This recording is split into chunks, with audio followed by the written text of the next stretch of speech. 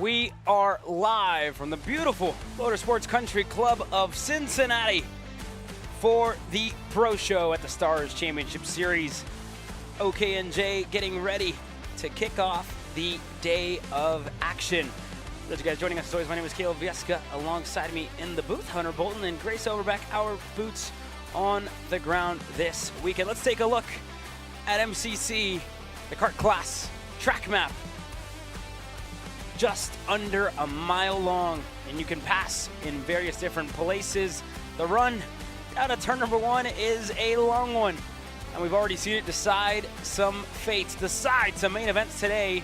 Turn number two as well, with a long run up to turn four, turn five, and one of the hardest corners on the national circuit, turn number 9, a fast left-hander. As they work their way through. But this map and this track has provided a lot of great racing action throughout the year, Hunter. It has been always, I would say, a staple on the national circuit every time that we come here, as drivers are getting suited up to get going. Hunter, we've had a long day of racing action, and we're moments away from kicking off the Pro Show here, and anybody's game as we get ready to go racing in OKNJ. A big hello to those of you joining us from home.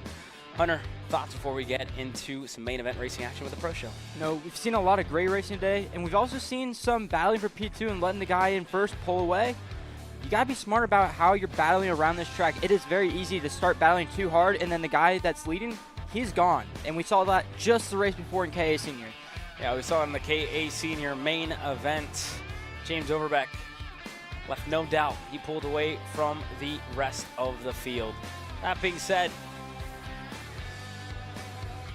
this class visits this place for the first time in quite some time. I might even be the first time that they are, in fact, with us. But that being said, Tristan Murphy, what a day for him yesterday to not only win the first race of the day, but the win was then given to Parker Ives after a commitment cone penalty. So Ives, first little feather in the cap, went his way.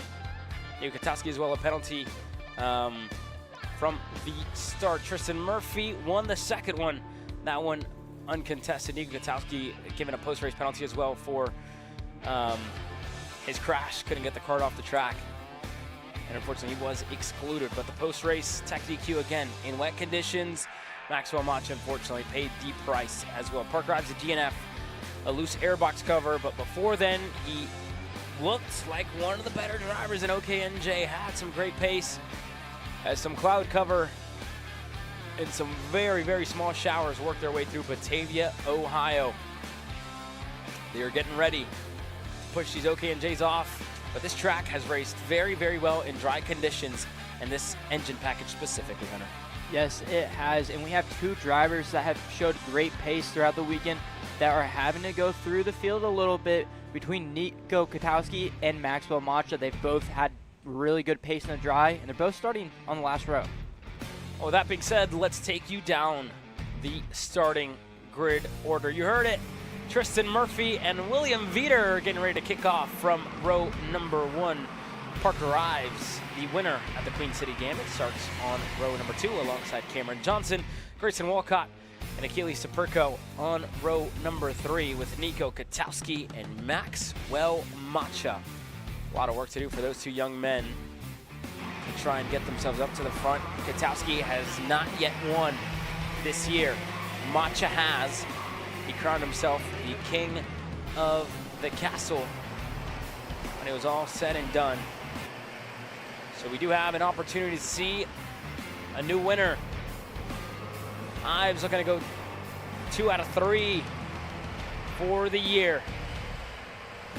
We're about to find out. Tristan Murphy, Ryan Perry Motorsports on the inside. William Veeder, Shea Howard livery at MPG Motorsports, Kart Republic on the outside.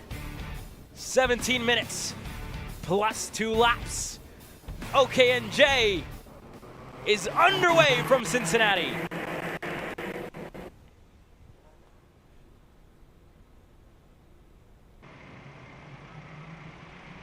a pretty good clean start out front with the 2 RPMs drivers taking the 1 and 2 spot. Maxwell Macha up the inside. He's up 2 spots in front of Nico Katowski. Yeah, and the inside line benefiting. Parker Ives there is looking on the inside again into turn number 7. Parker Ives gets clear. He's able to go through on Tristan Murphy. A good move to start this race off. William Veeder back to 3rd as the rest of the field works its way up. Walcott into 4th. Katowski already making up a couple of spots, but he is not yet into the top 5, and I stand corrected. A pass on Maxwell Macha is going to do it for Katowski, who gets himself to 5th. Yeah, good move out of Katowski. Get back by Maxwell Macha, who got by him on the start. Now Parker Ives with a little bit of gap. Now, one thing to note, Katowski needs to make quick work of Grayson Walcott, and he does, and Maxwell Macha is going to follow right by. Yeah, there they go. Katowski able to get through on Grayson, and now Macha followed. But the top 3 still close to each other as Parker Ives sits with a car length gap, a car length of a cushion between himself and Tristan Murphy right behind him. They work their way up the hill, and already all of them starting to get to work with the tear-offs on their radiators here, Hunter. Yeah, you can really see it, and there goes Nico Katowski once again on William Vitor. Maxwell Macha tried to follow through, just wasn't enough space for him to get through as well. The 2 RPM drivers really taking it to work and trying to pull away, but Nico Katowski's moving through the field really fast. And Cam Johnson able to go by on his teammate into turn number 1. He gets clear. Nothing there for Walcott, who looked for a response. He didn't find it. But into the hairpins now, turn number 4. Murphy is your new leader after turn number 2. He was able to take control. As now to the bottom goes Katowski. He's going to get through for 2nd. Nico is, again, started this race off very, very fast. He's taking it at a very high pace. Macha goes by as well there on William Veeder. So Macha's up to 4th. Katowski already up to 2nd. And he really hasn't wasted time here, Hunter. He is, again, as soon as he has the moves available, he's taking them. Yeah, it's kind of what we saw in the KA junior category earlier, and we were talking about it. It's not much thinking going on behind it. As soon as he sees a gap, he's sending it in and getting that spot. Yeah, he's, again, like you said, not wasting any time. That time by they're going through. Katowski, will see if he looks for it going into the infield. He won't. Still a little bit too far back for Nico to attempt a move. But the driver that they have currently left behind is Parker Ives in 3rd. They did start to drop him here a little bit, and Katowski continues to set the fastest lap of the race, lap after lap. Looking strong early on. He is looking strong, but Tristan Murphy's starting to pick up the pace. He's keeping Katowski at bay, not letting him get too close to him. Maxwell Macha it looks like he's trying to find a way around Parker Ives, but Parker Ives getting out that back section a little bit better than him. Yeah, well, here we go on the backstretch. Katowski with a great drafting opportunity as they get there. They will be up and on the rev limiter. That is one of the things that we have, again, noticed in the time that we've been coming here year after year. And that's, again, another one of the things to keep an eye on here for Katowski, just setting the move up in the infield or on the straightaway. The track temperature has risen in comparison to what we saw earlier on today, Hunter. Yeah, track is up at least 20 plus degrees since the last time we looked at it. I'm pretty sure last time it was 91. We're up to 113 now. Yeah, we were up to 98, I think, a little earlier on in the day, and now 113 degrees Fahrenheit. That is a massive difference in comparison to what we saw earlier on today. And again, these drivers had to wait a little bit until until it was time for them to hit the racetrack. So that being said, did you plan? Did you make the right changes? As Veeder is starting to get pressure. Cameron Johnson now coming to life as well with the fastest lap of the race. Yeah, this is the best we've seen out of Cameron Johnson all weekend. Just set purple lap, reeling in William Vitor. We really haven't seen anything spectacular out of Cameron Johnson this year in the OKNJ category, and he's starting to come to life after 2 days at this track and technically 1 day under the rain. Yeah, Johnson, again, not surprising to see him as fast as he is, as he's now looking for a move on the inside of William Veeder, side by side. Johnson is clear and through for 5th. It's a good move there for Cam Johnson. But with that said, Hunter, again, he was fastest on the Friday at the King of the Castle, qualified on the pole. Unfortunately, couldn't turn it into a win, but he is starting to show some promising pace, as Matcha is as well. The winner of that eventual main event has just gotten by Parker Ives. And the two of them were quite close to the championship, but it wasn't either of them leading. Tristan Murphy has just been better throughout the motos to put himself on top of the point standings before we head into the night fight to close out the year. See if Ives has any form of response. He's not going to have it just yet. Out of turn 13, Johnson's going to have something for him, though. He gets through, and as Ives is looking to rejoin and get back in the line, he just got on the front there of William Veeder. You see that nose crushed in. Really a racing incident, it looked like there, Hunter. Yeah, just a little bit of racing incident as Nico Tukowski resets the fastest lap of the race in the P2 position, following Murphy around right now. But Cameron Johnson is really fast right now, and he's closing into Maxwell Macha. I wouldn't be surprised to see him move on Maxwell Macha in the next 2 laps. Yeah, we'll see. This is the battle for 3rd. Saw the gap there. And again, Macha, his last lap was a 56.1. So halfway through this race, the leaders are almost half a second better than him. And Johnson is trying to match, but granted, he hasn't had clean air at any point in this race, Hunter. Has yet to find the clean air. Maybe if he can get around Maxwell Macha here, we can really see the true pace that Cameron Johnson has, and see if he can reel in the leaders if they start battling, as Katowski did just take the lead. Nico Katowski has taken the lead of the main event at his team's home base here at MCC. And Murphy's not going to give it up without a fight. He's still out of car length. And with the day that he's had, Murphy is still looking for the first win at OKNJ here, Hunter. Yeah, Murphy's still looking for that first win, and Cameron Johnson is trying to find a way around Maxwell Macha. Maxwell Macha threw a tiny bit of a block, and you're going to see Cameron Johnson's kart is handling it a little bit better than Maxwell, and it looks like Maxwell's just kind of holding them up as you see Parker Ives close back in. Same with William Vitor. Cameron needs to make a move. Yeah, Cameron's got to go soon if he wants a shot at Murphy and Katowski. They still have 8.5 minutes to go. I think he heard you there, Hunter. I think Macha doesn't want to let him go. Parker Ives. What a save by Parker. The 148 exit of turn number 1. Big moment there for Parker. Got up on that curb and it just shot him out a little bit wide. And then William Vitor with a big hit to the back of him just sent him off. Yeah, you look at it there. He just gets on the curb, gets him to the outside, and then William Vitor almost kind of finishes off the momentum for him. But sideways, drifting through the dirt, through the grass. Great car control displayed by Parker Ives in the 148 to hold on. He's still in 5th. How much time he lost? He's only 3/10 back. About 3 car lengths in between himself and William Veeder to try and fight for a podium here, because the leaders have left the rest of the field, and Johnson and Macha continue to fight. Johnson's going to go back on Maxwell Macha, and Veeder's going to get into the back of Maxwell.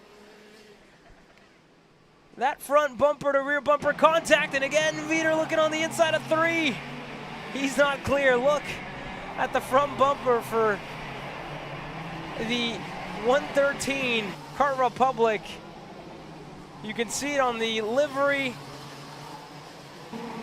The contact throughout the last 2 laps there for Will. And Cameron Johnson learned from his mistake the lap before. Maxwell Macha was able to over under him out of turn 1 the last time. This time, He defended as more contact between Vitor and Macha. Yeah, these boys are getting the elbows out now. Vitor went low on Maxwell, and Parker shoved him through. And then Maxwell as well, he had almost nowhere to go. Vitor was forced on by. There goes Achilles Sapirko looking to go by on Maxwell Macha, this time by turn number 1. Achilles is going to get through. And Maxwell looking on the inside of turn 2. Sliding on the exit, he's going to get by, and here comes Grayson Wolcott. Now looking for a move, he's not going to find it, and a change once again for the lead. Here's another look at it. Yeah, Vitor went down low to try to make a move. He had Parker Ives helping him, and you see Maxwell start to drive down. Vitor gets a little bump in the back and then just shot him a little bit sideways straight into Macha. And all of them were on the brakes there. Vitor was already braking, and then as soon as Parker Ives shoved them on through, it all kind of got them all out of shape and allowed Cameron Johnson to take the lead of the group, I should say. Take control of the third place. But up for the lead of the race, it's Tristan Murphy and Nico Katowski. The two of them have gone back and forth 3 times already. Murphy led early, Katowski caught him and passed him. And Murphy a lap ago just retook it. Yeah, Murphy likes to control the race when he can, and Nico went by. Murphy said, I'll go right back by. He wants to control this race. He wants to lead. And Nico seems content to just sit back and push for right now. But how long will that last, Caleb? Yeah, he's just setting up a move, right? Looking for a way around on Tristan Murphy. And again, Katowski started last. He's going to find it now. Turn 13 for Nico Katowski, who takes the lead with just under 5 minutes plus 2 laps to go in the OKNJ Pro Show main event. You know, Tristan Murphy and Nico Katowski, I feel like we've seen them battle plenty of times in the K junior category. We really don't get to see too much battling between them in the OKNJ side of the category. We saw it in Heat 1, ended up with Nico Katowski not finishing the race, with Tristan Murphy getting the win, which ended up getting taken away in the long term.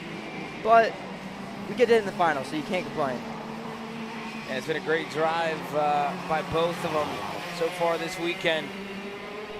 And Murphy got a much better exit, it must be said, there out of turn 11 to close on into Nico Katowski. Does he go back to the same place that Katowski did a lap ago? He doesn't. He's going to wait in line. Now the clock sits at just under 4 minutes for your two leaders. And Cameron Johnson has built a half a second gap in between himself and William Vitor. So he's trying to keep himself safe behind these two. Here's another long look over the shoulder for Nico. Checking in with Tristan, right? Where are you? What do you want to do? And this could be really good for Tristan to follow Nico around, get used to where he runs at. So if Nico does pass him back when it comes time for the final couple laps and he wants to get back before they start defending, he knows where he can go. Here's a look at the group in the back. Grayson Wolcott now up to 6th. Maxwell Macha to 7th. And Achilles Sapirko, the driver, in 8th. And now Achilles looking on the inside, turn number 12. He's going to get clear. Good move out of Achilles. But yeah, Johnson and Vitor, there's about a 10th in between them. And they will start to fight here. Johnson is able to stay ahead, in fact. The same for Grayson Wolcott. And you have to think, what is going on with the Paralympic machine of Maxwell Macha? Had great pace in the beginning, following Nico Katowski through the field to get up to the front. But kind of around the halfway point, Maxwell Macha just started to fall off, and it continues to go downhill for him. Indeed there, Hunter. Definitely not the day that Maxwell Macha would have wanted after tasting victory at Newcastle Motorsports Park. That being said, we're getting close to the end here. Just over 2 minutes. And then 2 more laps for Nico Katowski and Tristan Murphy. And this is as big as the gap's been in between the two in the last couple of laps. Katowski, a couple hundredths better. Not much of a difference. but able to just keep a little breathing room between himself and Tristan. Just that little bit of space between them. It's pretty similar to the two that are fighting for the third place between Cameron Johnson and William Vitor. But Grayson Walcott switching over to a new team again. We see him with the RPG crew at USPKS and at the Scusa Pro Tour. But for stars, we've been seeing him with the Josh Holtz driver development. This weekend, new team. He's under the National Motorsports team. Yeah, something different, right? Obviously with the Rawson Performance Group not coming here. Finds a home at any other of the OTK dealers. And now Tristan Murphy goes back by on Nico Katowski. So another change. Parker Ives is still running in 5th. William Vitor and Cameron Johnson are quite close to each other. And I think they might just beat the clock. This time around, it'll be 3 laps to go. This main event has been filled with some action in the middle. But at this stage of the race, for the last couple of minutes, we've been stuck in this game of strategizing in between a lot of them. Vitor on Johnson, Katowski and Murphy on one another. It's just been back and forth the whole race between the two groups fighting for first and the group fighting for the third place spot on the podium. William Vitor and Cameron Johnson keep trading laps back and forth. Who goes faster? And William Vitor up the inside, past Cameron Johnson in turn number 14. Yeah, good move there out of William Vitor, able to get that move done. And he's clear. Now Cameron Johnson back to the drawing board to try and get himself back onto the podium before this one comes to a close. Only 3 laps to go. And now Johnson looking on the inside of turn number 4. He went through and Vitor responded immediately. Yeah, Cameron just used up a little bit too much speed on entry and washed out wide, and that made it easy for Vitor to make an easy crossover on the exit of turn number 4 to take that spot right back. There we go, they worked their way up the hill. We officially have 2 laps to go in this OKNJ main event, and Tristan Murphy leads over Nico Katowski. The last time they went around, both of them were even. This time by Katowski's a 10th better, looking to create an opportunity to pass. But it's not easy in the OKNJ. Really has to work for it, really has to chip away at it here, Hunter. Yeah, it's not easy to make passes when you have something like a rev limiter and no pushing help at the same time. You know, we're kind of used to that racing the Briggs. The rev limiter, you kind of fall off once you get to that point, and it makes it harder to make moves. If you want to make a move, you really have to be late on the brake if you're on the rev limiter, and that's something you see in this OKNJ package. Yeah, well, that was a good exit there on Nico Katowski. He knew it, though. And it wasn't quite on. Murphy knows he's right there. He's going to start to go low to defend. Katowski to the high side, or side by side in a 14. And on exit, Murphy able to pull off a defensive move, this time by Katowski's all over the back of him. White flag flies. Katowski knows turn number 1 it's not possible. Turn 2 maybe. Katowski to the outside. Can he set up a crossover on Tristan Murphy? Not just yet. Yeah, it wasn't quite close enough. Murphy making that cart as wide as he can. He's going to try the outside once again. Tristan keeps it nice and low. No room for Nico to make a move as they go over to turn number 7. Once again, Tristan on the low side. He's going to carry the speed and roll it through. No spot for Nico to make a move as they go down to the downhill turn 11. And just nothing on exit there for Katowski to try and get through. And this time by Tristan Murphy to the bottom of the racetrack. He's still defending. Katowski goes high in a 12, trying to find a way by. Hasn't found it yet. Murphy still leads out of turn 14. Tristan Murphy is looking to get himself a race win, but here comes Nico Katowski. A drag race to the line. Tristan Murphy holds on in Cincinnati to win the main event in OKNJ. Nico Katowski round in 2nd. And William Vitor edges out Cameron Johnson for the 3rd place spot. Cameron Johnson in 4th, and Parker Ives rounds out your top 5. Yeah, a good drive for Parker Ives to finish in 5th, but Tristan Murphy, again, Played that perfectly. No way by for Nico Kwiatkowski as hard as he tried. Tried everything out there. He went high, he went low. Murphy just made his Ryan Perry Motorsports machine as wide as possible. That'll be another swing in favor of the 111, who extends that championship points lead here this weekend.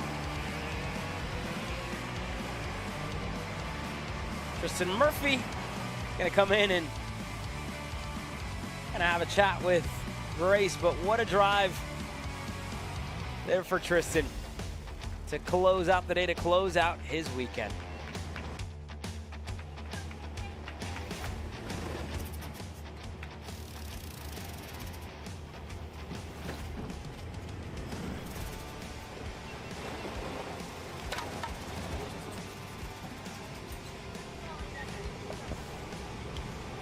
Tristan Murphy, what a race that was for you. I'll let you take your helmet off first before I start asking you questions here. But I just want to know, how was it like during that race when you and Nico were going at it about the whole time? It was pretty nerve-wracking. I was worried that he was going to under me, so I cooled down the motor to get a little bit more bottom. And yeah, I was a little bit worried, but I saw through it. And you started this weekend off with a penalty in the first moto, but you really made your way back up since then. How does it feel? Feels great. I'm really happy I was able to see through that penalty and get back to the top. And of course, who do you have to thank for the speed that we saw out there today? I got to thank my mechanic, Ricky, my dad, all of RPM, Dalton Haynes for driver coaching. Yeah. Thank you. Thank you. Well, there you guys had him, Tristan Murphy, the first winner here in the Pro Show. Quick commercial break. When we return, OKN Stars will hit the racetrack.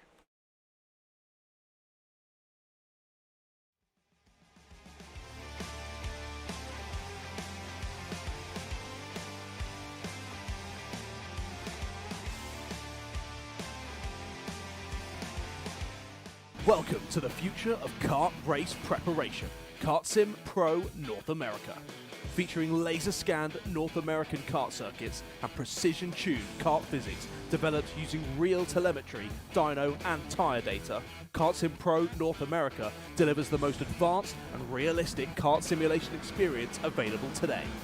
Whether you're training for race day, refining your lines, or shaving tenths off your personal best, Kart Sim Pro gives you pro-level insight without leaving your home.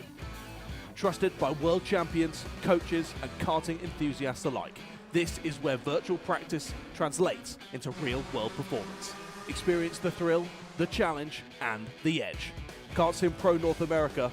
Use code CHASER20 to get 20% off today.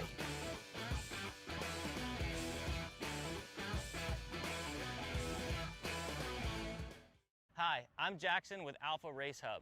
Alpha is an all-in-one motorsports software solution that can solve all the software problems you need for your track, facility, or series. Alpha can cover all your software bases, from online registration, digital e-waivers, a proprietary timing and scoring software, incident management, automated points tabulation, tire and barcode scanning. We even have our own mobile timing app and rental kart activity management software. If you're looking to consolidate your motorsports software solutions, reach out to us at alphatiming.co.uk.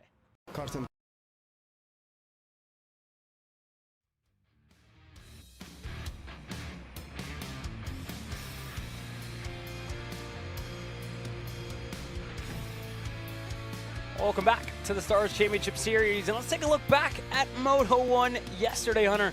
We were underwater almost, but from the start, Paulie Massimino was able to get to the lead. Crossed up Blake Nash. Davin Roberts trying to make moves of his own. Sadly, that one didn't work. But up front, it was Diego Ramos who was really able to pull away, and the conditions were very difficult for everyone else out there as well. Yeah, the conditions weren't easy. And then you saw these moves out of Paulie trying to make one and just wasn't there. Locked it up, spun out, and then you see Eric Doan went out early, giving hand signals to his teammate, Diego Ramos. Yeah, it was heartbreak at the end of Moto number 1 for Paulie Massimino. That would ultimately give the win to the Brazilian, the number 3, Diego Ramos. Looking to turn that number 3 plate into the number a number 1, I should say. And he felt a little better with the drying conditions. And then a look at Moto 2, still wet. And Paulie Massimino, still very good at the starts, but that time by, Blake Nash was just able to get his number. Chase Gasly saw himself spinning in the mud. An early exit for him. And these two did trade blows here for a little bit. Paulie with a crossover there on Diego. But ultimately, Diego Ramos, this move right here, would seal the deal for the driver that now resides in Orlando, Florida. Davin Roberts, unfortunate exit for him in Moto number 2. And then we talk about the rookies, right? Eric Doan, some struggles. But today, there's no rain, only sunshine. And we will get a good look as to the speed at hand for Diego Ramos and Paulie Massimino. Throughout dry conditions, Blake Nash has been the fastest throughout the variety of sessions. Eric Doan has been up there, and Paulie Massimino always a threat here, Hunter. What are we expecting to see for the dry racetrack? You know, I expect to see good racing. We saw Eric Doan go fastest in happy hour right before we went out to qualify, where he didn't make a lap. So I expect to see him come through the field a little bit. John Antonino, conservative, made good motos. He's starting outside front row. I expect to see more out of him, especially with how fast he's been recently. Yeah, well, here we go. The championship picture is in favor of John Antonino and Max Christia, the two rookies. Before drops are first and second. Blake Nash in third. Massimino would move up. Gasly Lee would sit in fifth, headed into this round. Diego Ramos ninth, with a lot of work to do to, again, salvage a championship, make an argument for it. He's gonna definitely try and do so here in this main event. But I can't tell you how excited I am for 125cc water-cooled racing on a dry racetrack. On a dry racetrack on slick tires, nothing beats it. Here's Wrigley Keys ready to get going. Talk about the rookies. Max Weiland's another one I got an eye on.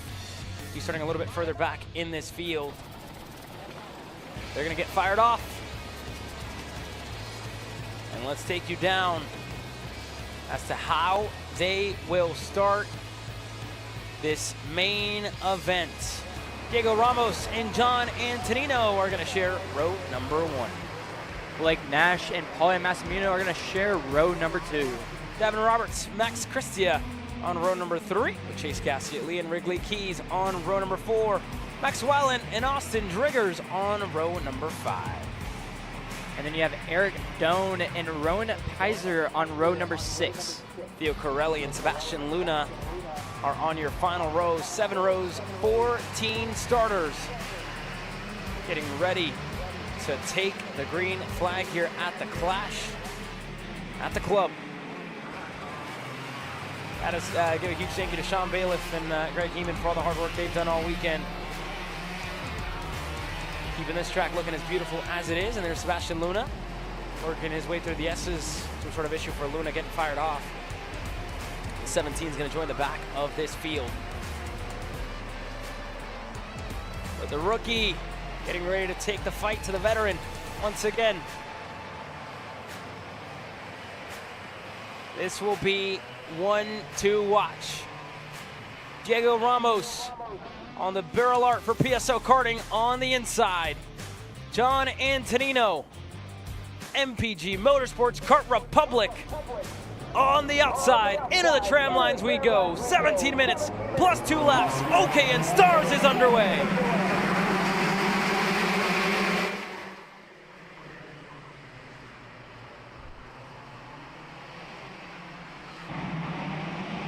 And a good start for everybody except for Davin Roberts, who goes off and he's gonna fall way back in the line. And then you see Chase Gasly getting passed by Max Weiland. And already Blake Nash making a couple of moves early, gets himself up to second. John Antonino through for third, and here comes Paulie Massimino with a great exit out of the infield hairpin. He's gonna get through. Christia's gonna follow him by.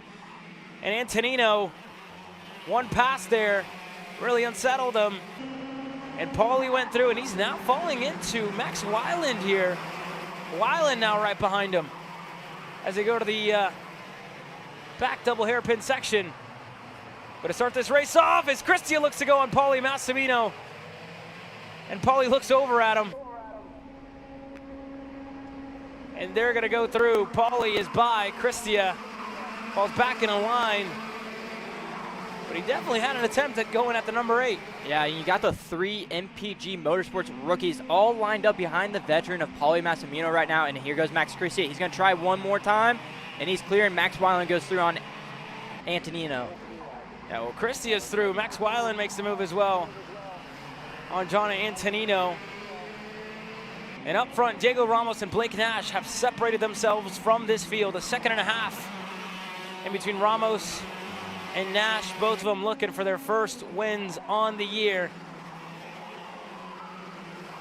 here at the Stars Championship Series.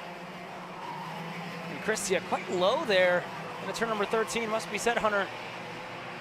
Doesn't look as planted as I would say Paulie does. But now up front, Blake Nash, the number 1, with an opportunity. He gets himself close to Ramos. See how long it takes for him to want to go. And it's starting to look like he wants to go soon. You saw a little bit of a low line from Diego, and you see Blake pointing forward, but Diego doesn't listen. He's going to stay low. Yeah, after the pace I think they've seen out of Blake Nash throughout the weekend, Ramos doesn't want to risk anything, doesn't want to allow Blake Nash to run away from him if the pace that he's showing early on is indeed the story here. Is now Massimino in a turn 11, catches Christia by surprise, who gets flustered there. Weiland's gonna go by, and Ramos still goes to the bottom. He's defending from Blake Nash, who goes to the outside looking for a crossover there, not gonna work.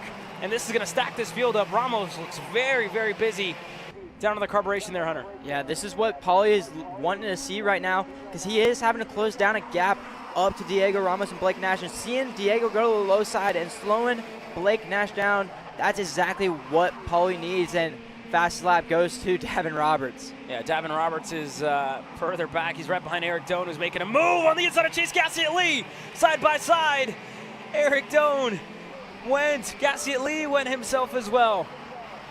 And Doan just deeper on the brakes, and both of them is able to get through. A good move out of Davin Roberts to get through there. Chase Gassiet-Lee tried, just wasn't quite there, and you still see Diego going down a little bit early into the turns, and Max Christia is out of the race. Yeah, Max Christia just had an issue. You saw the Stars officials running over towards Christia. It was in turn number 7. You see that MPG Motorsports machine off and into the grass. But you were talking about Diego Ramos, the adjustment he made. It's worked. He has opened up the gap, but the fastest lap of the race goes to Paulie Massimino. Made the biggest improvement, and I think that's a big sign as to what happened. Somebody climbed over the top of Eric Doan, and they were all just right there with each other. It was Doan making a move on Gassiet-Lee, who I believe was making a move on Christia, and it all came down. Here's another look at it. Yeah, Christia. It's just sending in a little bit too hard, and Doan didn't see him in time, and Doan turned down, and Max Christia just didn't get slowed down in time. Yeah, it looked like Doan was already turning in. Regardless, the top 3 are bumper to bumper. I should say top 4, because Max Weiland is also right there. He's a car length back from Paulie Massimino. But Ramos is going to continue to park it. He's at the bottom of the racetrack. Blake Nash, no way around him.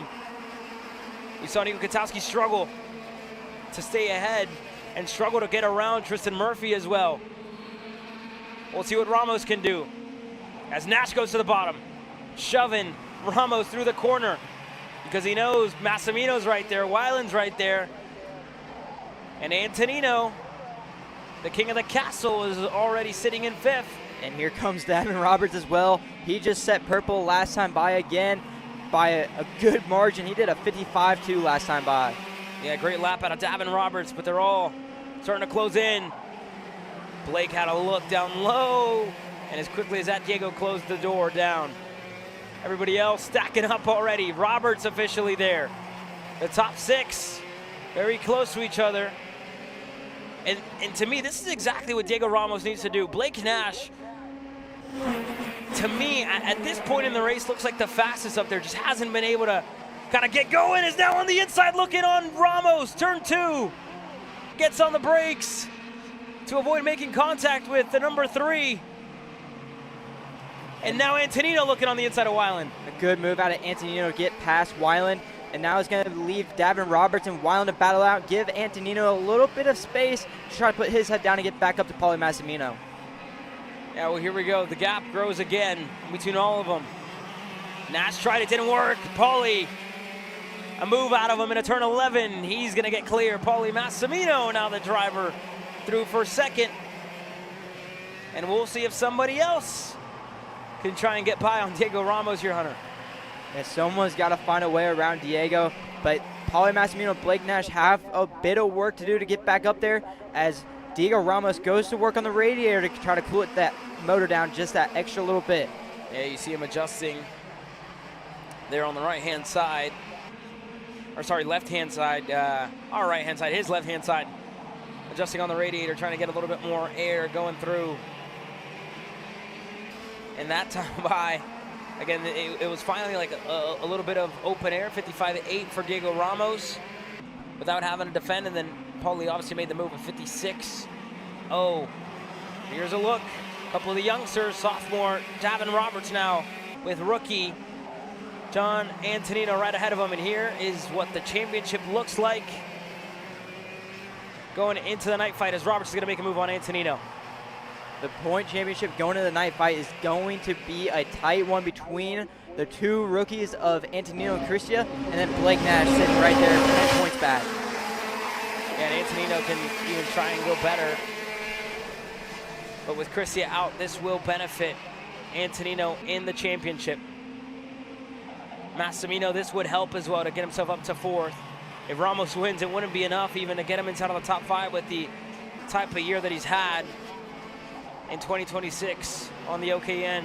Unfortunate, but at the end of the day, that's racing, right? It is racing at the end of the day. You don't always get the results you want, even when you have the speed and you should get the result. Things happen when racing goes on, and Diego, just not the greatest year in the Stars Championship Series, but Diego's been having a good year in every other championship. Yeah, he's looking to make up for it today. But again, Paulie does look the fastest right now. He went purple a lap ago, 55.134. I think Blake might have just beat him, and he did, 54.9. These three are trading belows. It's a matter of Paulie just closing into Diego. Yeah, at the moment, it hasn't been as easy to do. Go ahead, Hunter. Yeah, it just hasn't been that easiest to do. But Davin Roberts finally got clean air last lap. First lap, made the pass. Wasn't quite on pace. He did a 55.2, a tenth slower than your 2 leaders. But Davin Roberts, he's been fast every single time we've been in this OKMJ package. He's going to get up there. I almost know that. Well, here's a look at the live standings. It would be Nash and Antonino tied for the championship.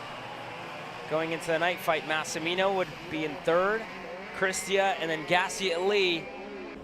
Nash could be the lone driver at the top of the standings here. If he's able to get by on Massimino and then even then get by on Diego Ramos. Still 7.5 minutes to go. A long one still left, and Diego struggling, it must be said, early in this race. You saw him visibly defending. His head was on a swivel, but that graphic shows it all. Fastest lap of the race, Diego Ramos is coming to life. And you just saw that move out of Blake Nash hit by Paulie Massimino. He saw that they were losing a bit of time to Diego Ramos, and he knew if he wanted a shot back at Diego to try to get back by him again, he needed to make a move on Paulie. And here comes Davin Roberts now. Yeah, Davin Roberts, another one that continues to improve lap by lap. He's now behind Paulie Massimino as Paulie takes a look over the shoulder, sees Davin is starting to close in. 6.5 minutes to go. And Ramos goes even better that time around. Just that tiny bit extra. It's another 54.9 for Ramos. Blake Nash did a 55.4, so he lost a little bit more ground that lap, but that was also with making a pass. And there's a look there at the move from Blake Nash on Paulie Massimino. Yeah, good move out of Blake Nash. Paulie open up, Blake goes down, gets down up on the curb, and that just kind of gave him that last little bit of rotation he needed to get by Paulie Massimino. Yeah, good clean move there out of Blake. But this one could be spoiled by Blake if he can close into Diego Ramos. Ramos won here 2 years ago, where himself and Henry Wheeler finished 1-2 on the racetrack.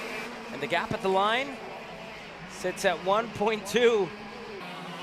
And Blake was better by 0.4 of a second here, Hunter. So this one, not over just yet.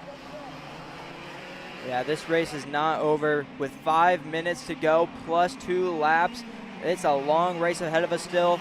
And Blake Nash, you know, he started slowing down in the middle of the period after he couldn't get by Diego Ramos, but he's picking the pace back up now, and he's starting to close back in to Diego Ramos. Yeah, Paulie's picking it up as well. He went green last time around. He went with a personal best at 55 flat. So they're starting to reel Diego back in. He's missing 0.2. What did it look like that time by? 0.2 was what Blake gained. Paulie gained a 1/10. And he was a 1/10 slower than Blake Nash. But just, again, OKN seems like a game of margins. There you look at the lap time breakdown, Hunter. Yeah, Blake Nash being really consistent from lap 9 to lap 13. The only lap that isn't consistent is the lap he made the move on Paulie Massimino, but really consistent, running 54.9s and that 1.8 where he went purple. Yeah, Blake has been great at Sebastian Luna. They're just looking to get by him, and they do. The blue lights are waving. Luna was right on the apex. I think he might have tripped up Diego Ramos, because Blake Nash is right there. That gap was not as big as, or was not as close as it is right now. Yeah, Luna might have just actually tripped up Diego Ramos, and yeah, it shows it, 0.3. Blake got tripped up a little bit, did a 55.1, but Diego got the worst of it, doing a 55.4. Yeah, same for Paulie, 55.4. Paulie lost a good chunk of time as well, having to avoid the back marker. But 3.5 minutes to go, plus 2 laps. And Blake Nash with new life. I think Diego Ramos is going to see it here pretty soon. The number 1 is going to close in on him. He looks over the shoulder, and you see his spotters on the fence line as well, letting him know that Blake Nash is incoming with 3 minutes to go. Yeah, Blake Nash is closing in, and that look over the shoulder, Diego did going down, up over the hill and down into turn number 12. He knows Blake is coming back. He knew how to block earlier in this race. Diego's gonna have to do the same thing all over again. Yeah, Diego turns it back up now to go that little bit better after getting held up. But it's a 55.098. Blake was still a couple of hundredths of a second better as far as lap time goes. Blake is hunting him down, continuing to close. Paulie, on the other hand, he's matching him. That's why you're not seeing him gain much ground on him. He's going to need Ramos to go as defensive as he was earlier on today. The same could be said about Davin Roberts. He's a second back himself from from Paulie Massimino. My apologies.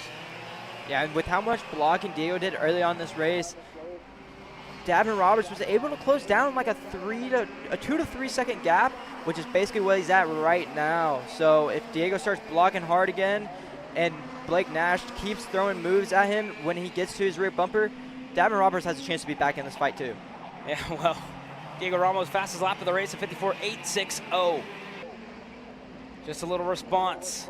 He was almost just over a 1/10 better than Blake Nash with 1.5 minutes to go. When you think there's hope for Blake, when he's closing in, when he's starting to reel in Diego Ramos, Ramos finds another gear. He finds a way to push through, to break through that wall, if you will. This is going to be close. I really don't know if Blake has enough, and I don't know if Diego has enough to hold Blake back. But it's not easy to close down here, right? You're on the limiter halfway through the straightaway. You got the dirty air out of turn number 1, going into turn 2, which makes it a little bit harder to follow. Chase Gasly stayed corrected. He made that look easy. Yeah, Chase Gasly made that move look easy going into turn number 2. But like you said, it's a game of numbers between the two leaders. As you see in the background, Blake Nash is getting even closer now. As they're just going back and forth, it's that tiny little bit of difference between them. And Blake Nash, he is on the rear bumper of Diego Ramos now. Yeah, well, Diego Ramos lost a good bit of time that lap. And it almost happens that every time we look away, the gap starts to close on down. Nash, now a car length between himself and Diego. Paulie as well. Wanting this to heat up. 3 laps to go for Diego Ramos to return to victory lane at MCC and get his first in 2026 in OKN. The same for Blake Nash, who's had a struggle year at the Stars Championship Series. And this could be a big difference in the championship if Blake Nash can get around Diego Ramos. Right now, he has a 5-point lead over John Antonino. If he makes this move and gets the win, that will put him 25 in front of Antonino going into the final round. Every point matters. You got to take them as they come. With Antonino running down in 5th, this could be where Blake Nash reignites his championship hopes. But he has to get around Diego Ramos. He's tried it already this race. The number 3 didn't make it easy on him. What do you do differently? What did you learn? You got to apply it now because there's only 2 laps to go. The 2-6 fly for Diego Ramos, Blake Nash, and Paulie Massimino with an outside shot. Gonna need help from these two to start to fight. Yeah, Paulie's gonna need them two to start to fight to get up into the mix of it. But Diego Ramos, when he looks back and sees Blake Nash, it's just like he flips his switch and is able to pull a tiny little gap every single time he looks back. Blake Nash drove in deep there, and that little drive in deep into that turn put him right back on him. Yeah, Diego Ramos a little too deep into the corner there, and he knows that Nash is all over his rear bumper. Now Diego Ramos to the bottom of the racetrack. Nash, he tried the inside a couple laps ago. He's going to try the outside now. Not going to be there. Ramos to the bottom, and Paulie Massimino has been given another shot. Keep an eye on Davin Roberts as well. He's still in 4th. The white flag will fly this time by for all of them.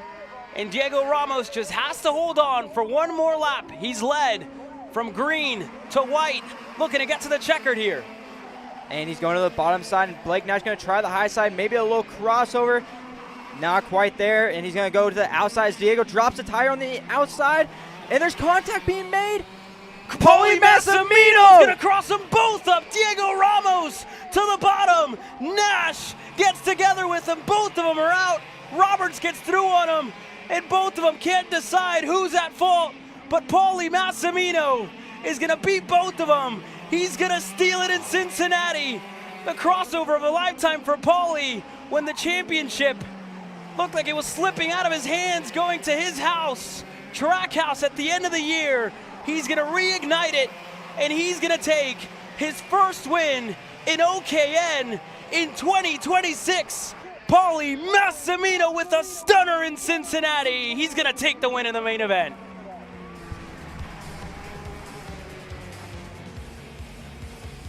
What a drive. What an end. And you see the look of disappointment for Blake Nash, for Diego Ramos, and Paulie Massimino. It's not December, and it's not his birthday either, but they gave him a huge gift into turn number 4. And here's a look at the shopakr.com replay. Nash has got the exit turned down. Ramos was still there. They come together, and Paulie says, "Thank you very much." And he takes the win. It was Ramos dropping the tire there on the exit of turn 3 that really helped Nash get the run. Nobody wanted to give, but they ended up giving it to the number 8. We had counted him out as far as the championship went. And a DNF, that's going to do a lot for the number 8, Paulie Massimino. He won the championship in 2024, and he goes into Trackhouse with a shot. Davin Roberts gets on the podium, and John Antonino, how about the king of the castle? He puts himself on the podium. It was set to go 5 points in favor of Nash. And in the end, Paulie Massimino is victorious on Sunday.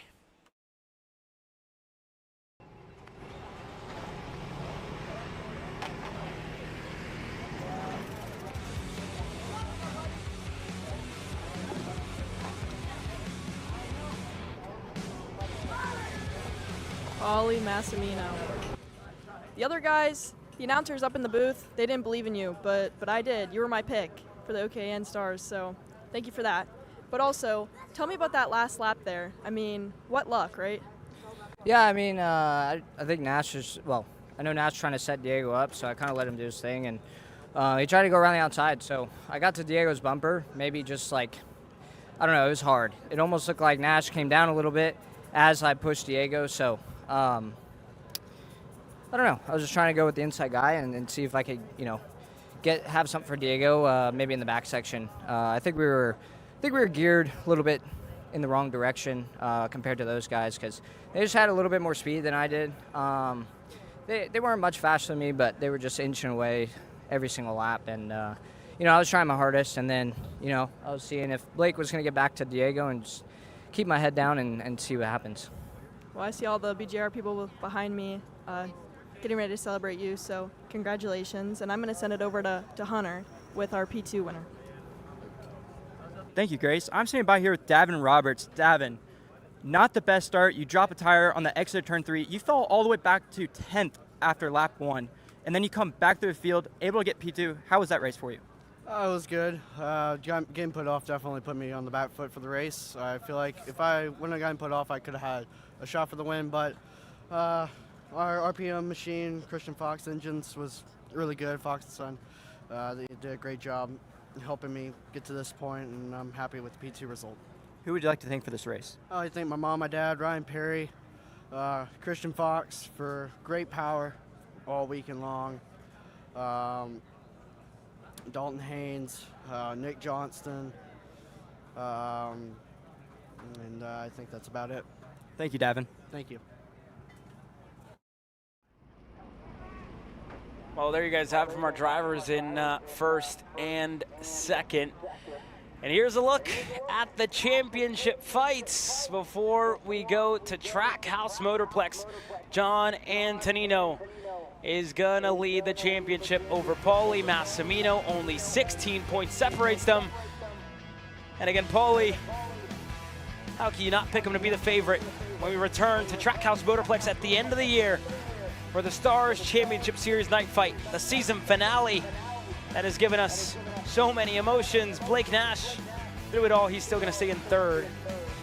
And Diego Ramos will only improve to 8th this weekend. Another missed opportunity for the PSO Karting Bureau Art of Ramos. Gassi Lee will jump up a couple of spots. He's in 4th, with Christia finishing down in 6th. It'll be the rookie against the veteran. When we go to Trackhouse, they've met before in Indianapolis. We'll see what that race gives us.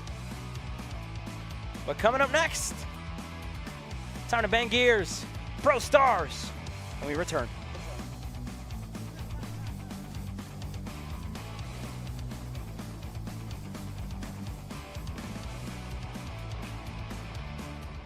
Karting isn't just speed.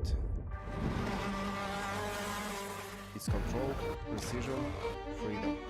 At Atlanta Motorsports Park, Kart Freedom isn't just a team. It's where drivers are made. When it comes to innovation on the track, Odenthal Racing Products leads the pack. From the highly popular EasyGP camera mounts to our tough case to GoPro case, racers everywhere trust ORP for strength, reliability, and precision. We're proud to be the #1 engine mount manufacturer in the USA. And with our new easy bumper retainer system, you won't get caught out with a failed bumper bolt again. Odenthal Racing Products. Lead or get left behind.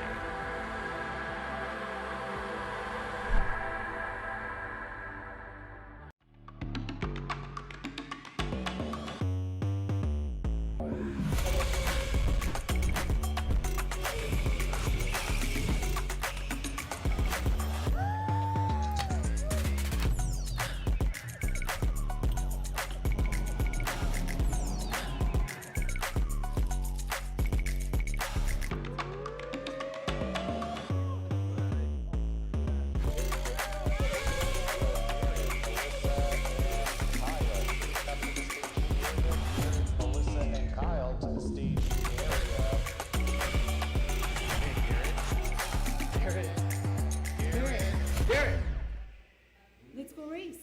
Come on, man.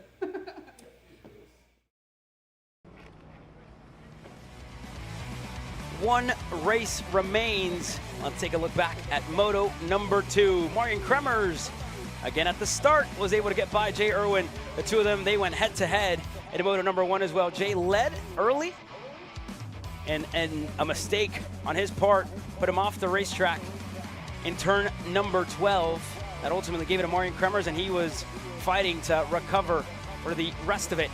In Moto number 2, Mitchell Lowry went for a spin in the infield hairpin. That put him out of that race.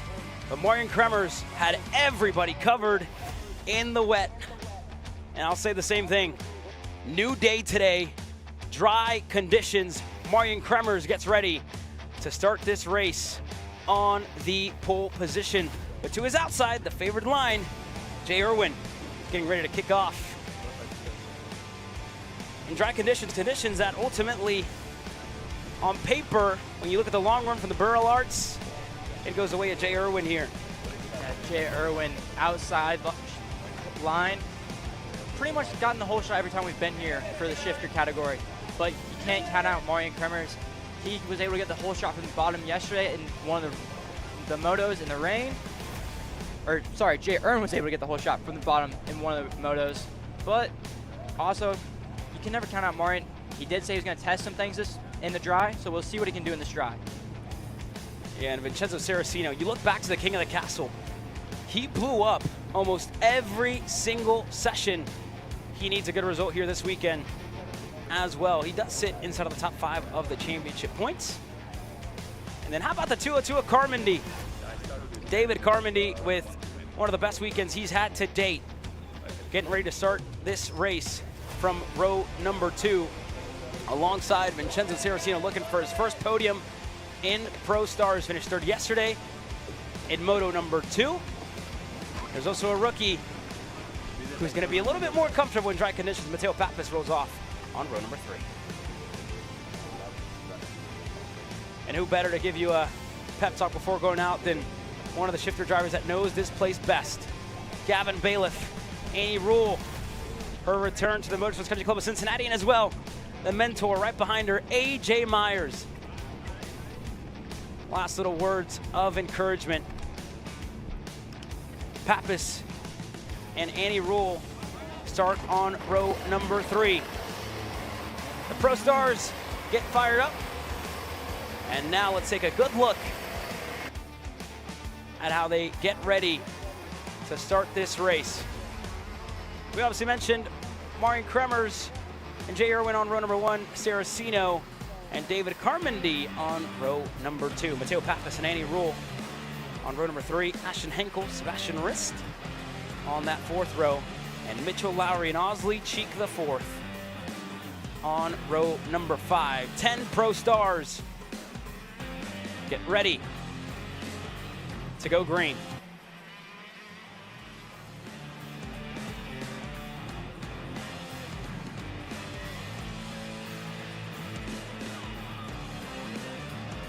And you see the groove there, Hunter, continuing to build the last race of the day.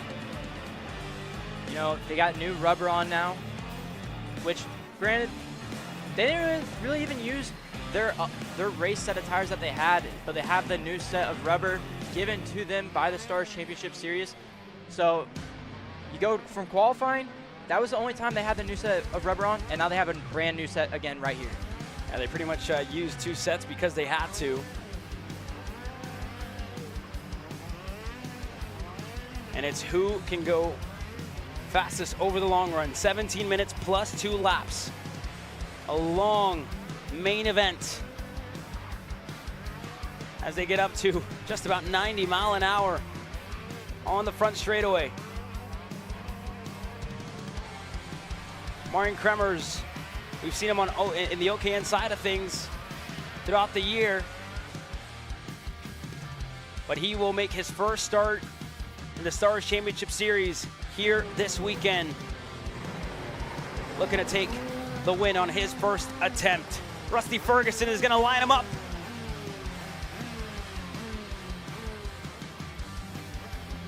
The tension builds, but it all boils down to this right here. 10 Pro Stars graded up from the Motorsports Country Club of Cincinnati. Christian Marsh gives them the all good signal, and they look to the lights. They're out. Pro Stars is underway, and Jay Irwin takes the whole shot. A great launch for Jay to get the whole shot. David Carmody slots into P3 right behind his teammate of Marian Kremers. And Vincenzo Saraceno in 4th, and a mistake out of Carmody. He's gonna drop a tire on the exit of turn number 3, and already Jay Irwin under fire. Marian Kremers all over the back of him. Throughout the year, Jay has struggled throughout some of the race starts. It was good at the King of the Castle, and he's able to fire off perfectly from the outside. That was expected. Better line, cleaner line out there as well for Jay Irwin. He takes the lead of the race. And further back, Carmody continues with issues. Vincenzo Saraceno now able to get ahead of him. Good move out of Saraceno to get past David Carmody, as they are all trying to get past David Carmody now. That was Mateo Pappas I saw trying to go up the inside. And here we go, Marian Kremers with a good run on the exit of turn 15. And he had a little look, thought about it, nothing yet, but Jay Irwin still puts it to the bottom of the racetrack.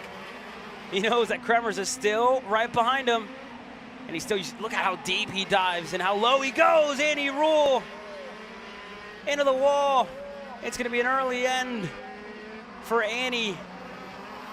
An incident headed into turn number 2 with Mitchell Lowry, her teammate.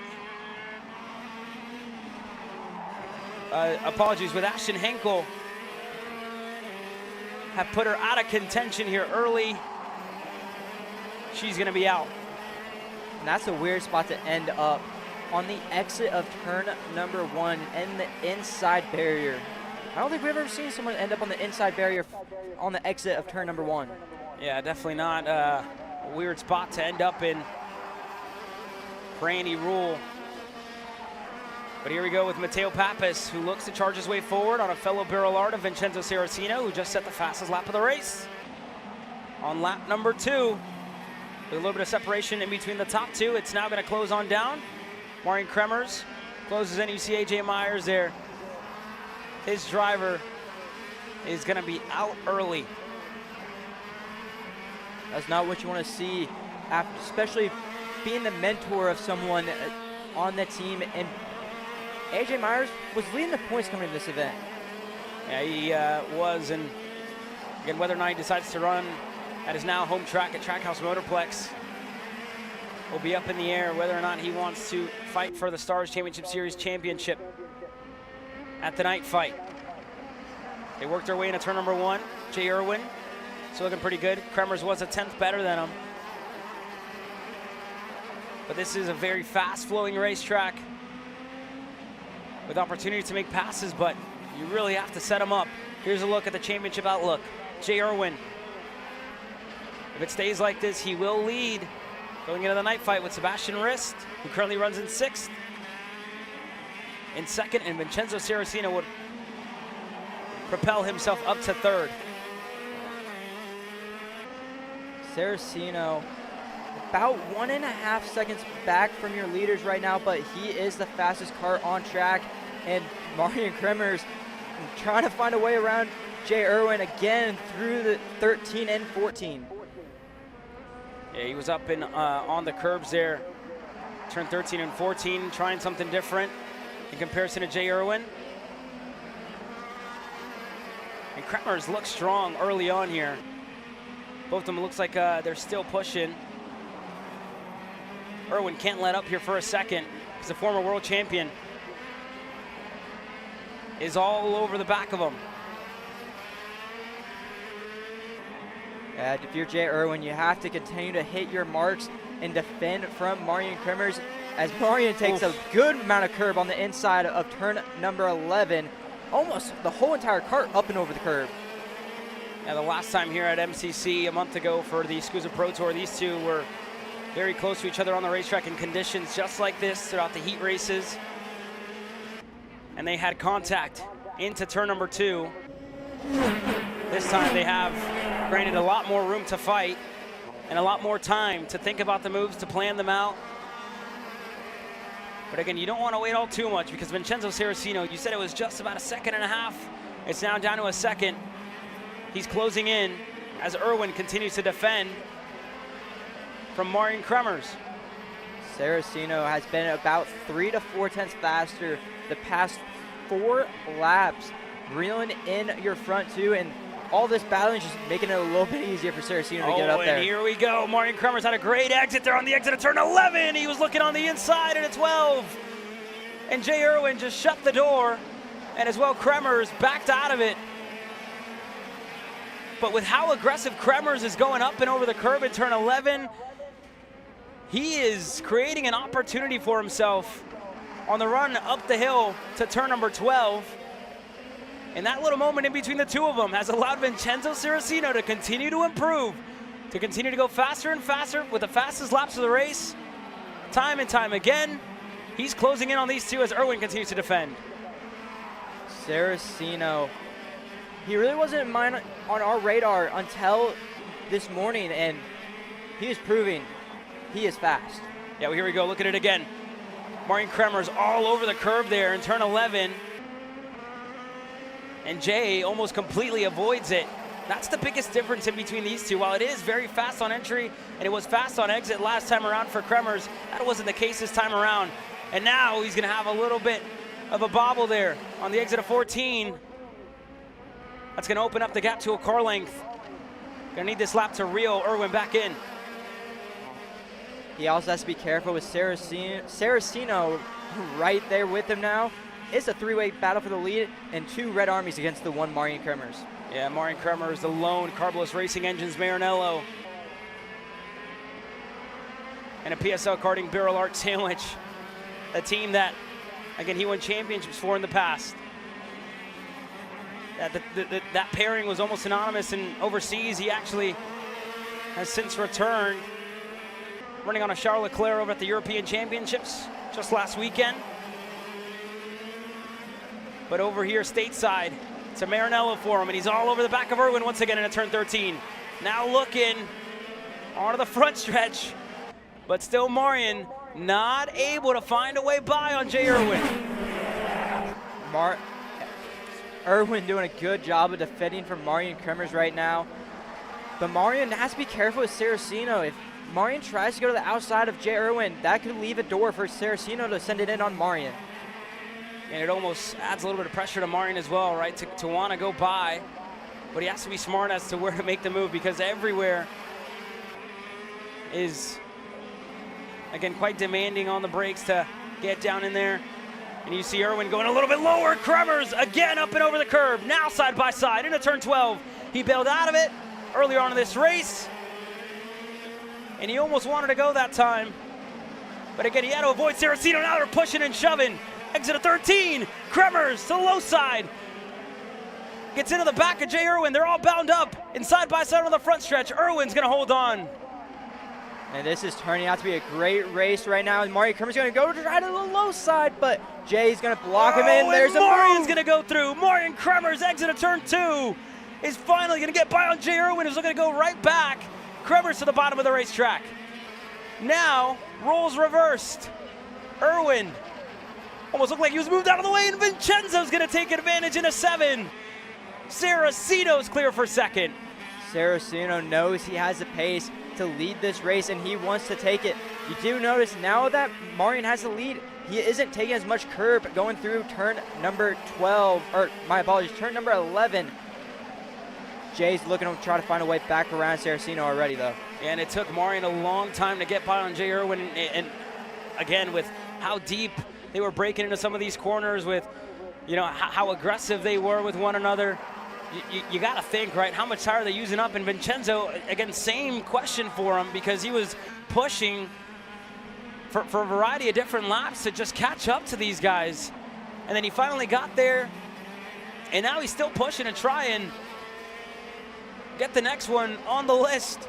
And he is pushing hard. He is closing the gap to Marion Kremers in a matter of no time right now. That gap was at a half a second last time by. He's within a kart length now. Yeah, and you see Vincenzo there just needs to, he is pushing very hard. You saw in 10 and 11, he went deep into 10, up and on the curb. The rear kicked out on him a little bit, and the same in 11.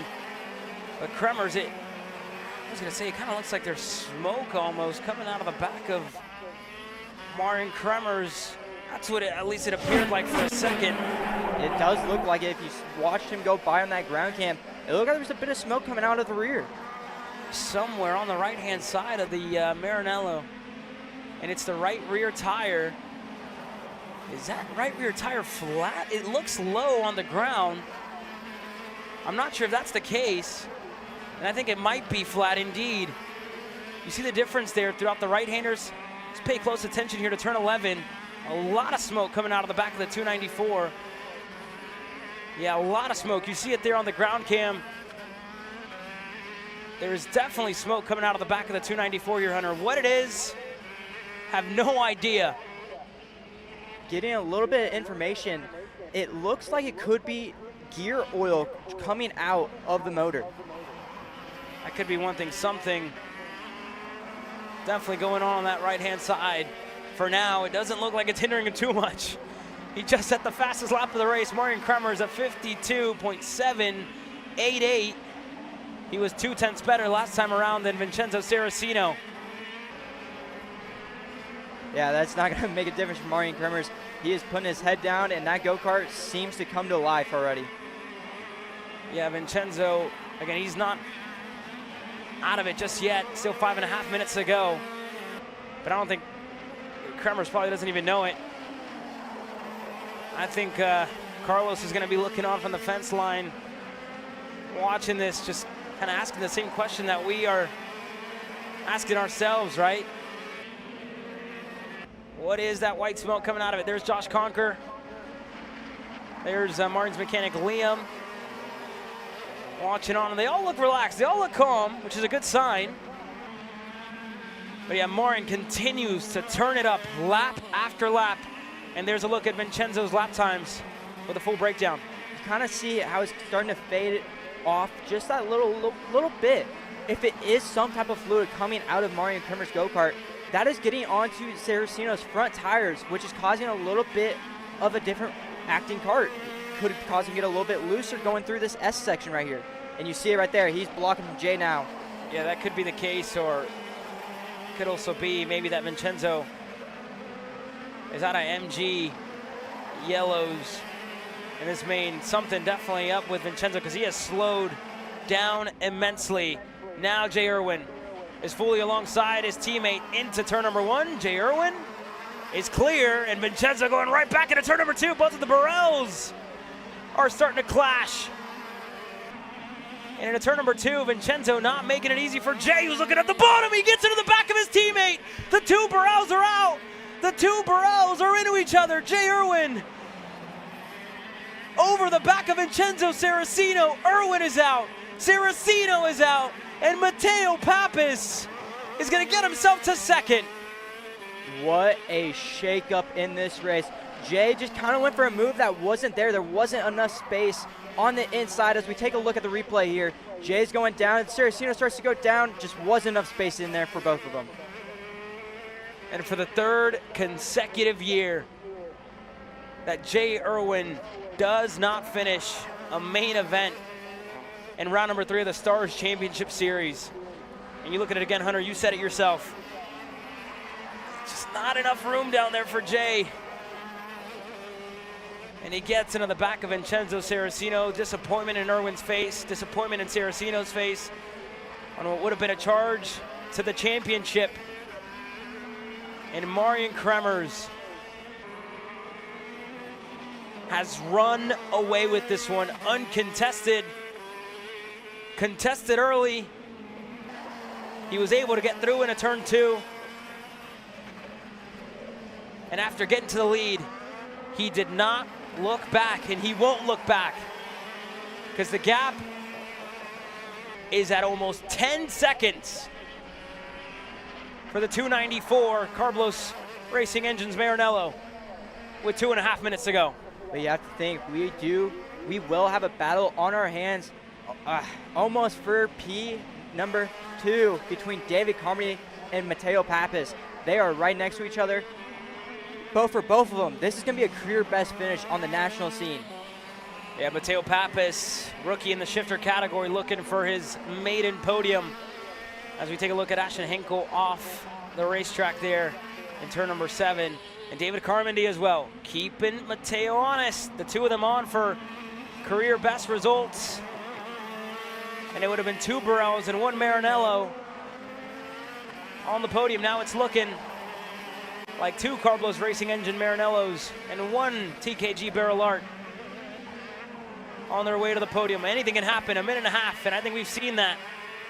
But here's a look at the championship fight, and all of a sudden, rookie Sebastian Rist, it looks like he has an opportunity when we go to the night fight at the end of the year.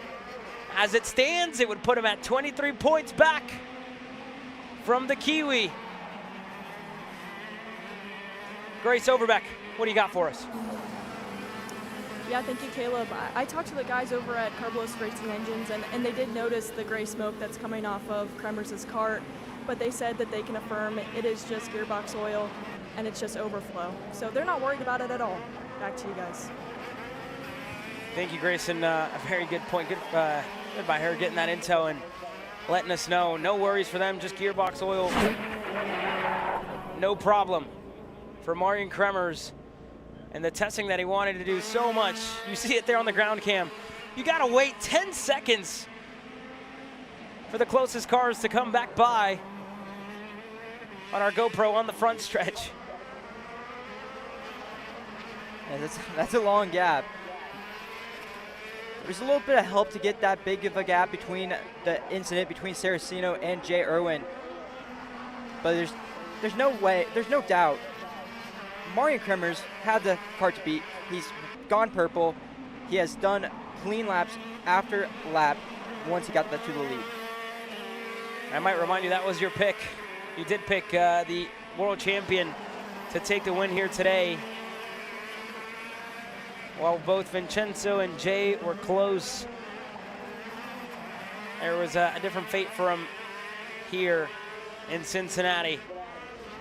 But Marian Kremers just got to the line and beat the clock. As we look at Sebastian Rist, if he's able to get by on his teammate and David Carmody, that would close down the difference in the championship in between himself and Jay Irwin before we go to the night fight. And he is closing. These main events are long, they're taxing, they're physical on the body, especially when you're going as fast as these guys are. In Rist is outlasting Carmody at the moment. He's closing. One thing is to catch, and it's a whole different other story to pass. That it is a whole different story to pass, especially in these shifter categories where you take such a different line compared to the single speed chassis. And David Carmody, he's also trying to catch back up to Mateo Pappas. He is letting the cart all hang out and try to get as much speed through there as you can. But you also don't want to battle too much with your teammate, Sebastian Rist, who after this weekend is still in the championship talk. Yeah, and here we go. Rist could again help close down the tally with a move on David Carmody. But he just has to finish here. And now into turn 11, Sebastian Rist looking on the inside. Carmody able to hold the outside. That was a gutsy move there out of Sebastian Rist, trying it. It didn't work, but Marian Kremers now is gonna start the final lap of this race. We'll keep an eye on Rist. We'll keep an eye on Kremers. 2 stories.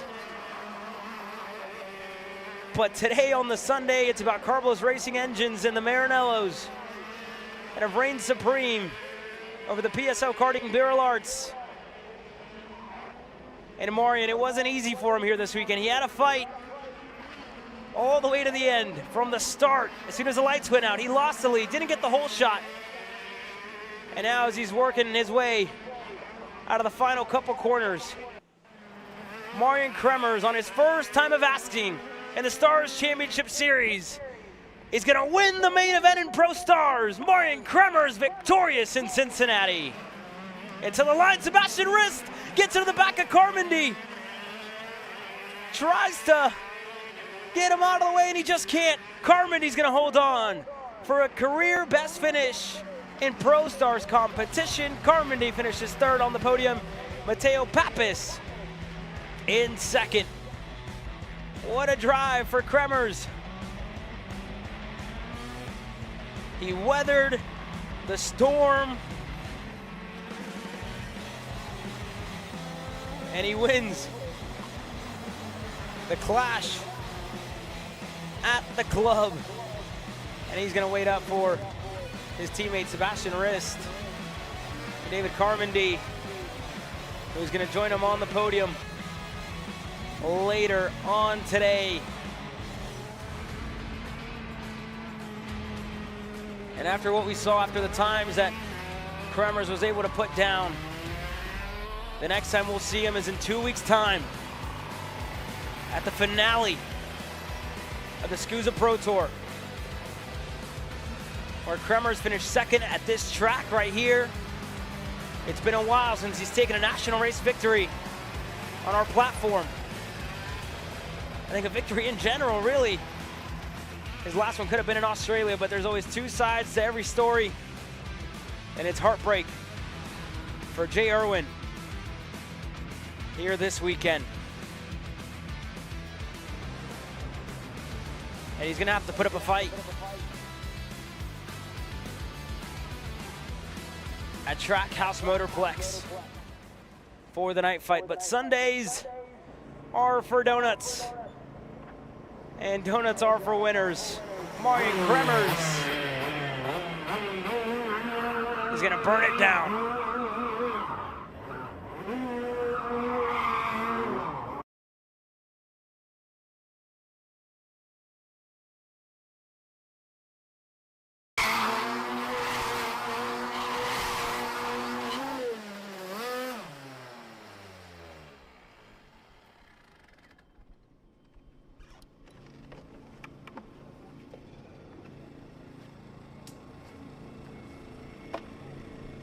Martin Kremers, what a race that was for you. Let you take your helmet off first. Well, you asked for dry yesterday, and that's exactly what you got. And I would say that you performed, right? Yeah. Tell me about how it was out there for you when you were out there with 2 PSL drivers. Did you feel the pressure on them, or did you know that you got it? Definitely some pressure. I mean, I felt I was faster than Jay, but just getting around him, around this place is difficult, so I wanted to be patient with it and smart. But then when Vincenzo started coming and breathing down on me, I tried to put some more pressure on Jay, force him into a mistake. And then we got together a little bit, some pushing and shoving, but I also got pushed and shoved from behind, so I'm not going to take all the blame of it. We'll see what the stewards say of it, but I think it should be all right. Unfortunately, Jay and Vincenzo came together afterwards. Unfortunate incident for them, because I think the 3 of us, we were clearly the fastest on track, and we could have had a good battle towards the end, I think. Well, nonetheless, you had a lot of pace. Who do you have to thank for that? Obviously the whole Maranello team, Carbo's Racing Engines, Carbo's, my mechanic Liam. They've been working tirelessly all year trying to get me a good package, and we finally seem to be getting the hang of it. Excited for 2 weeks in SCUSA, see what we can do there, and I've got to take my girlfriend back home in Costa Rica as well. She told me I shouldn't be bothered to come visit her tomorrow if I came in second, so I had to perform this weekend, and I'm glad I did. Well, congrats. Thank you. And I'll send it over to Hunter with Mateo Pappas. Thank you, Grace. Mateo, career best finish on the year, especially in the pro shifter category, P2. How did that race go for you? Yeah, it was for sure a long race, honestly. That's not really the way I wanted to get a P2 finish, but I mean, P2 is a P2.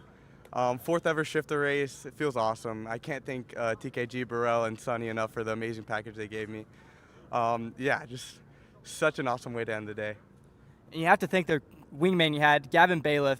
He's been helping you all week. He helped you last week. You got to give a big thanks to him too, right? Yeah, of course. I can't thank him enough. I mean, he's been tuning on me all week and all last week, and it's just I wouldn't be here without him, honestly. So just thank you to all the team and everyone that's been helping. Thank you, Mateo. Thank you guys so much. Back to you, Caleb.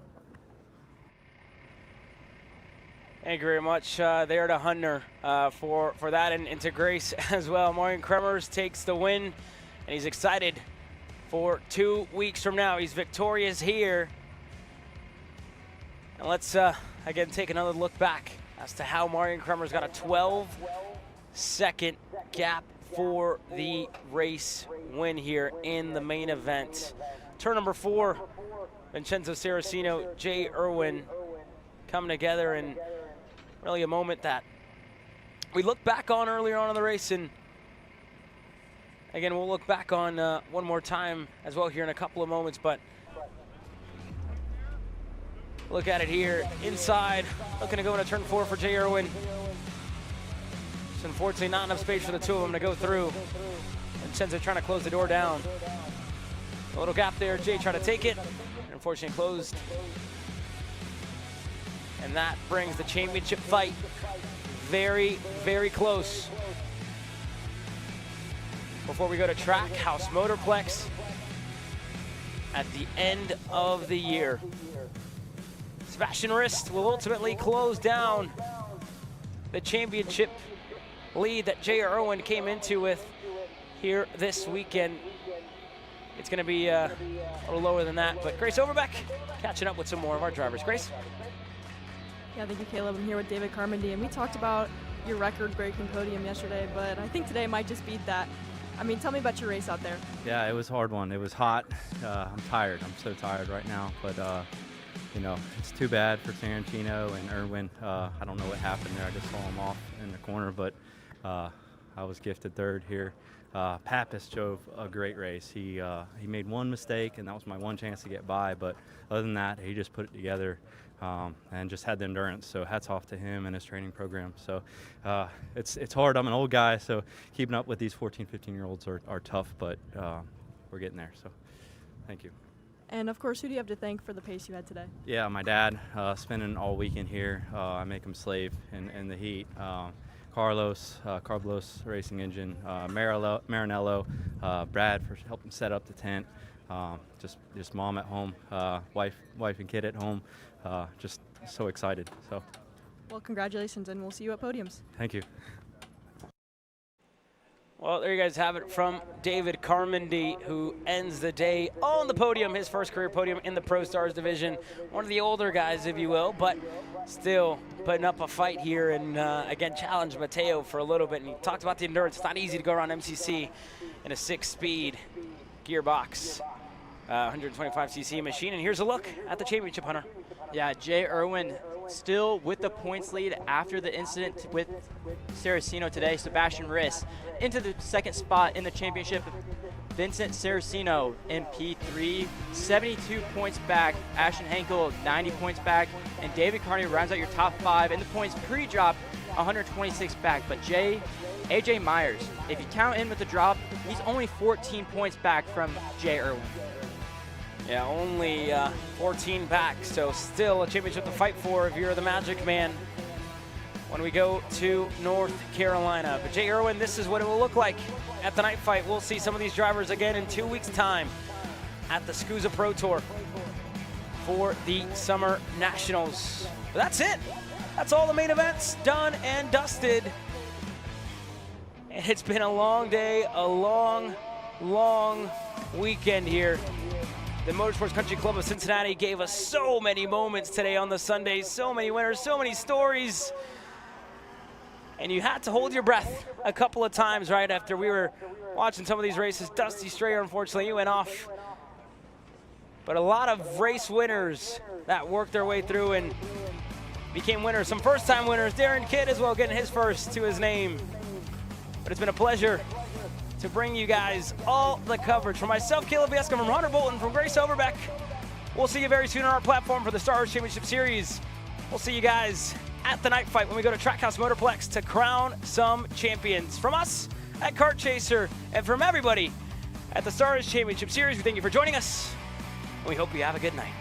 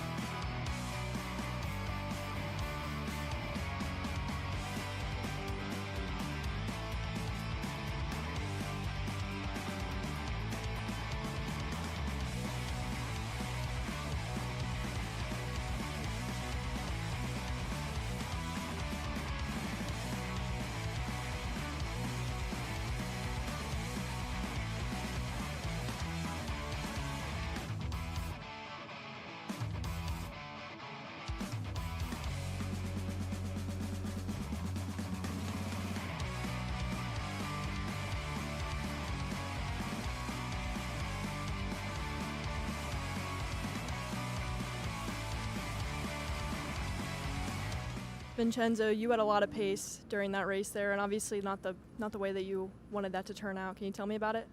Yeah, pace was strong the first half the race. We had a good setup for the dry. We missed it all day in the rain yesterday, but I knew we could make some inroads in the dry, and luckily we did. But fortunately, we had some contact. But I'm not too sure what happened. We'll have to look at the videos afterwards because it all happened so fast. I'm not too sure. Well, thank you so much. Thanks. And tried to reach out to Erwin whether or not he wanted to talk to me, but he declined our offer, so back to you guys.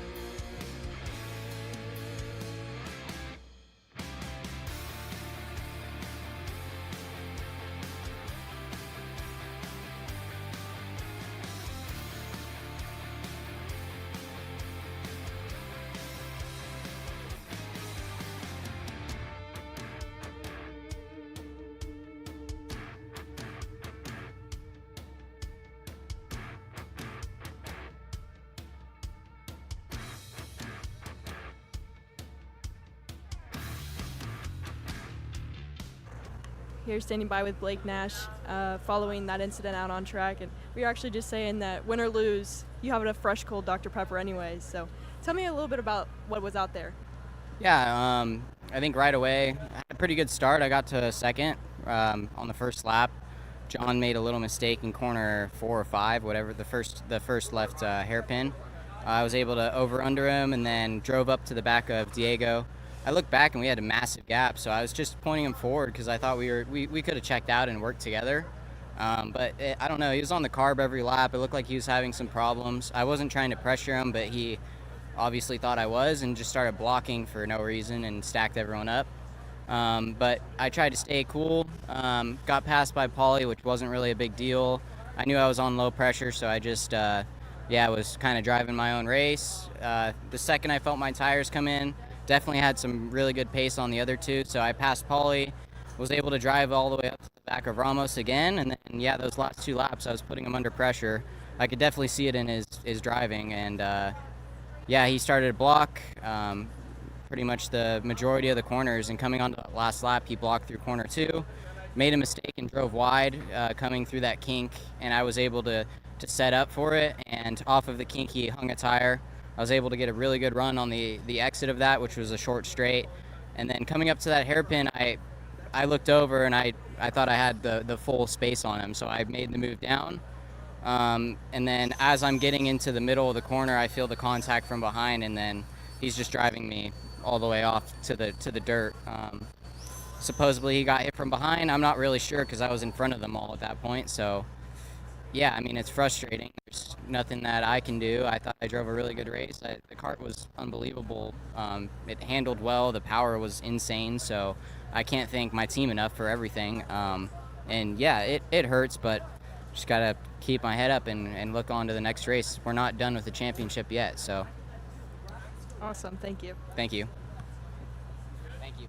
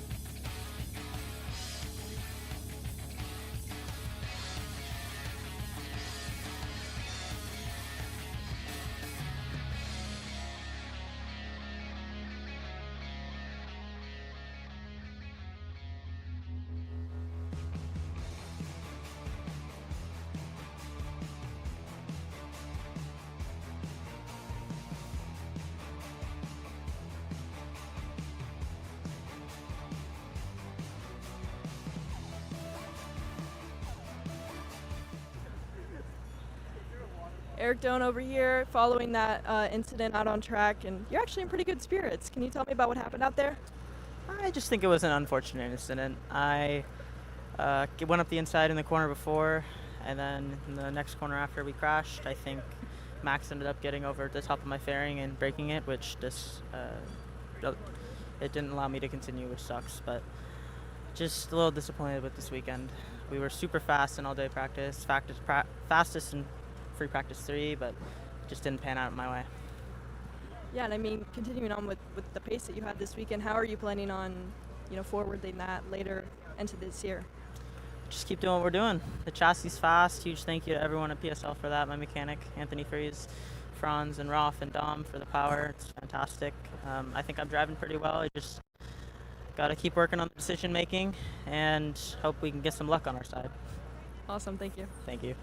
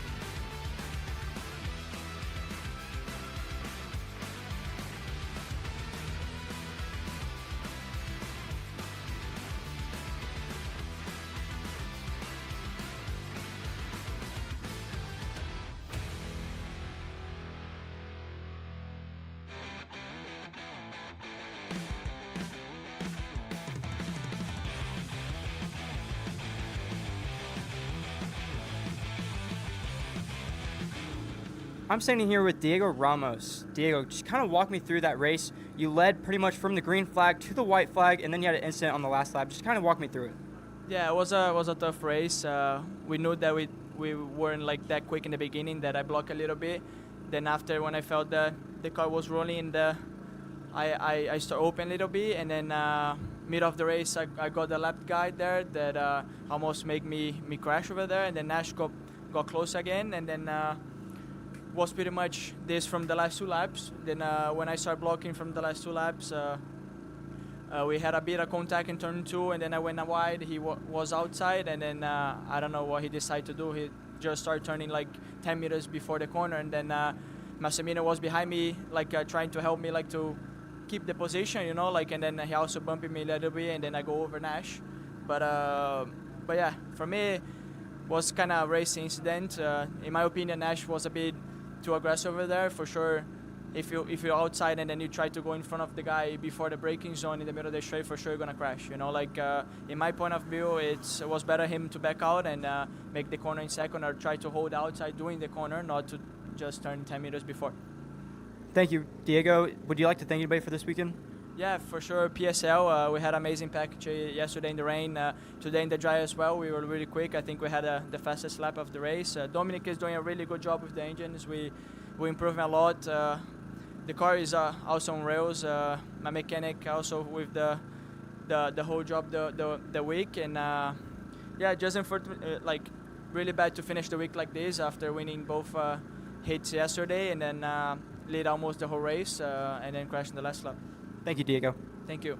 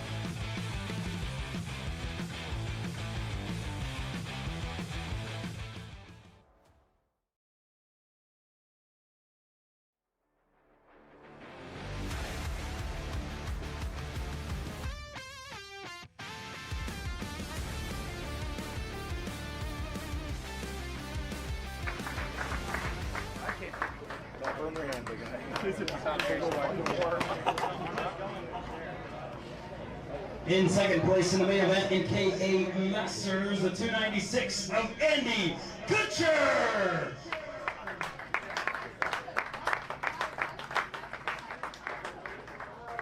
And your winner today, the 279, it's a Kutcher 1-2, Chris Kutcher.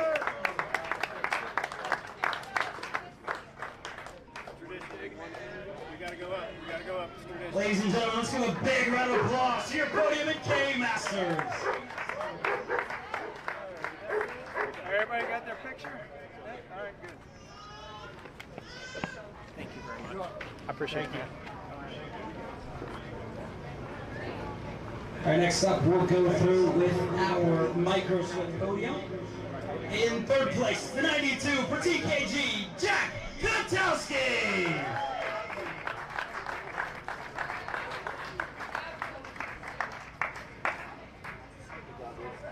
Trophy's a little warm, okay? In second place at the end of the main event, the Ryan Perry Motorsports Nitro Kart crew, the number 20 of Tristan Francisco.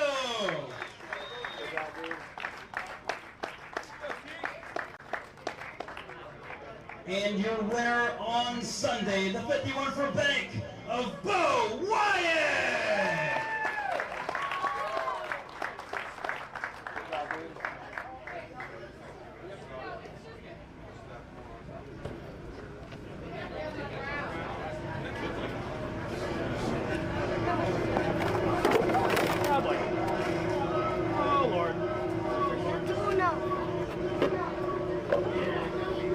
party foul.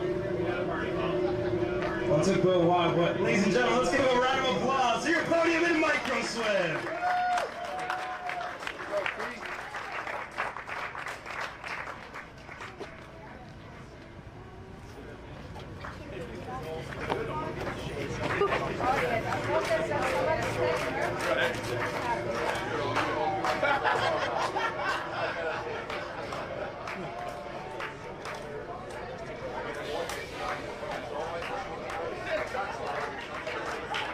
Next up, we'll go with our Pro Masters podium. In third place at the end of the main event in Pro Masters, a 632 of Hernando Sanchez.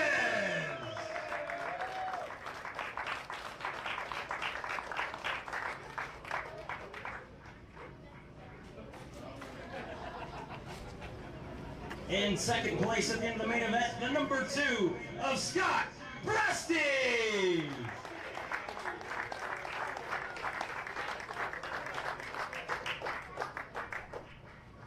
And your winner here at the Motorsports Country Club of Cincinnati, the number 3 of Matt Machico.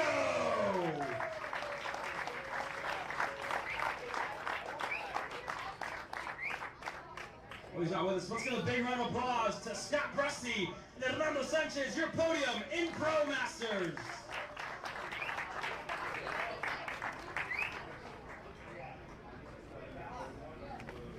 Next, we'll move on with our Pro Super Masters. In third place at the end of the main event, the 577 of Osley Cheek Lifter.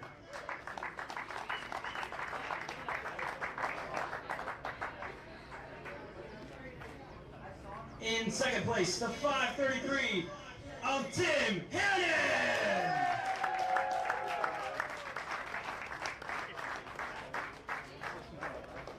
And your winner on Sunday, the 531 of John Crow.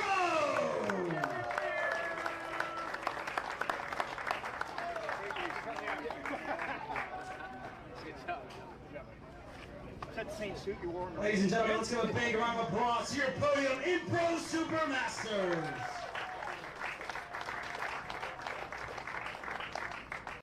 Nice job, boys. See you in a couple months. Yep.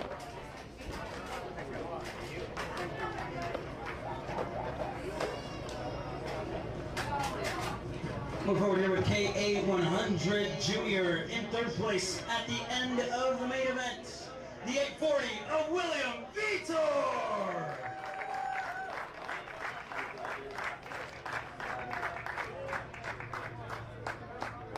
In second place in KA100 Jr. for Brandon Jarvis Crack Racing, the 826 of Callan Berghofer.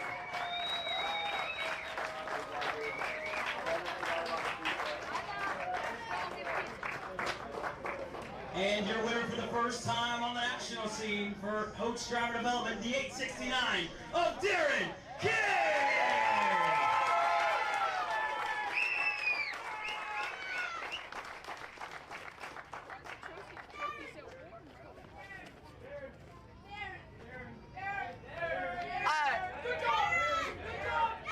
Ladies and gentlemen, another big round of applause for your podium and K Jr.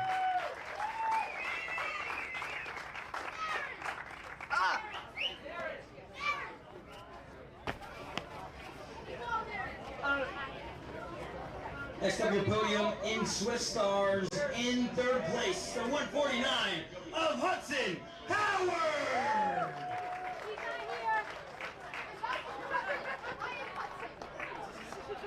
William Vitor's going to step in for Hudson Howard here. Hudson's grown a lot in the last couple of hours. Next up, his teammate, the 188, in second place of Slate Harrell.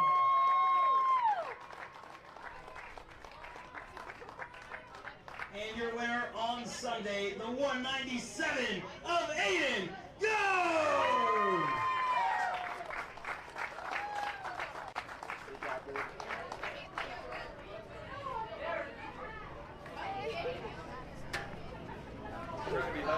Ladies and gentlemen, let's give a big round of applause to your podium in Swift Stars. Good job. Great. Stay right there so we can get you two. 1, 2, 3. Good job, boys. I had the trophy way wrong. Oh my God.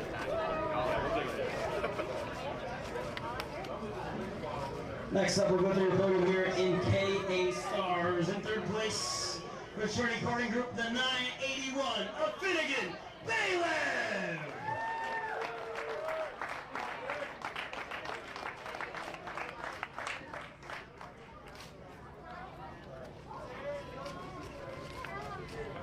In second place in KA Stars today, the 969 of Henry Wheeler.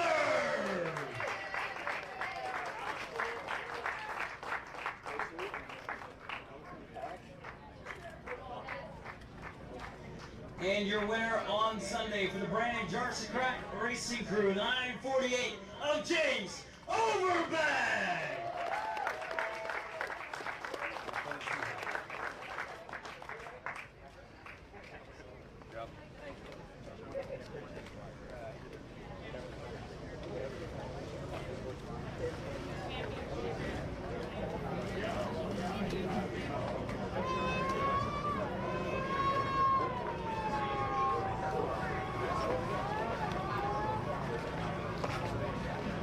We'll go through your podium next in OKNJ.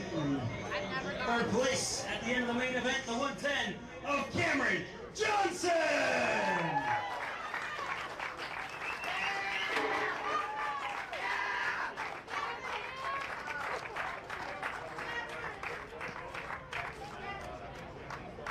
In second place in the OKNJ main event, the 192 of Nico Kartowski.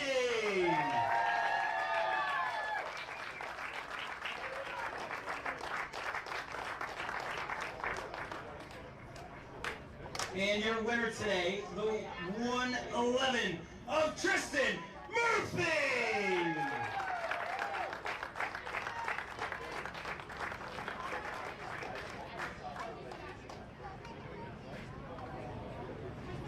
Tristan left a little early, but anyway, we'll give a big round of applause to your podium in OKNJ.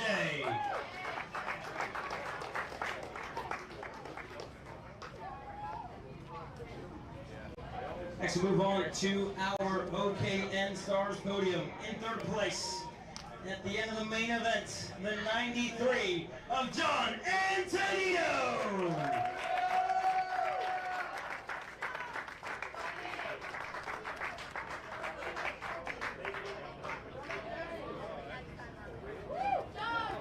In second place, the number 5 of Devin Roberts.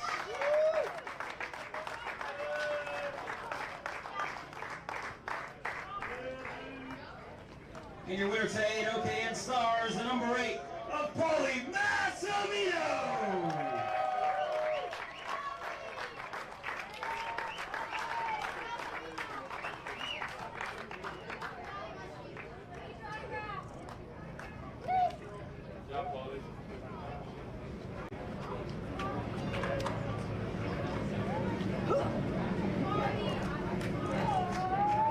Ladies and gentlemen, put your hands together for your podium in OKN Stars.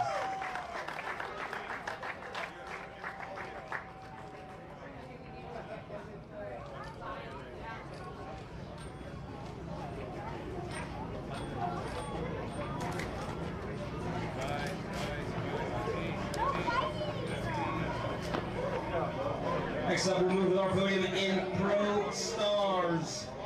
First career podium in Pro Stars, the 202 of David Cormandy.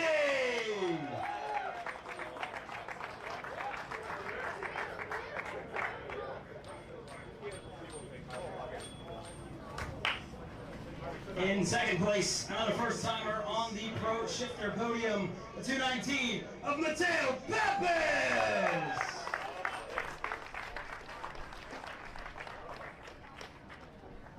And your winner today in the Pro Stars main event, the 294 of Martin Kramer.